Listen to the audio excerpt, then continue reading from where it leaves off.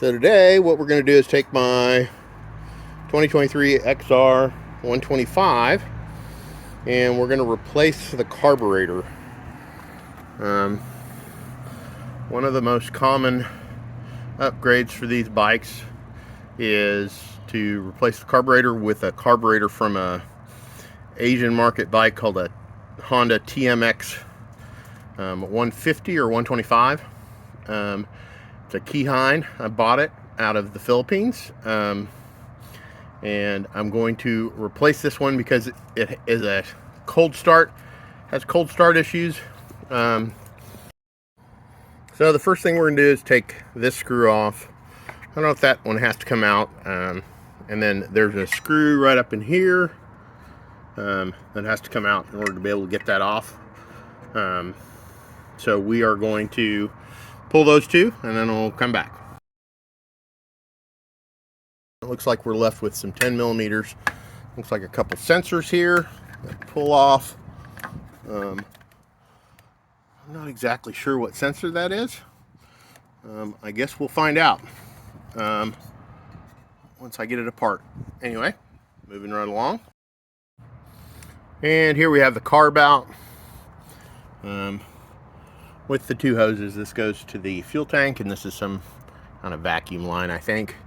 Yeah. So we have the two carbs here. This one is the stock carb, and this one is the TMX 125 or 150. You can see some differences in that. They both have the caps on there for the thing. This one has an extra boss for that cover. This one doesn't. On the other side of the carb, if we look at the throats of the carb, down the throats of the carb, you can see that they are the same size.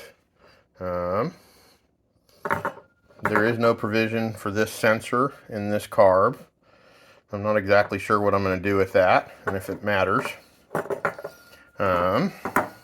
On the side, the chokes are very similar, same things. This has a additional boss on here that this carb does not have. So anyway, those are the two carbs. This carb is what in Thailand many people run as an upgrade, quote unquote upgrade carb to their stock carb. I know a lot of people on the Facebook group have rejetted this carb up, and so that is an option as well. Two barrels. This is the new one, and that's the old one. You can see the size differences in those two. The new one being larger, and so that's a comparison of the two barrels. All right, here's the top of the throttle cable, where it attaches to the throttle mechanism. Looks like there's just two screws holding that on, and then it'll be a matter of taking that cable off, which is here, and then routing it the same way through the bike. I may have to take the tank off to get there. Kind of see it moving there. Anyway, if not, I may be able to just thread that through without taking the tank off, and we'll see how that works. Taking the two screws off the top here, and we can see there is the way the cable threads through on this, and then it rolls up to the top and plops in right there.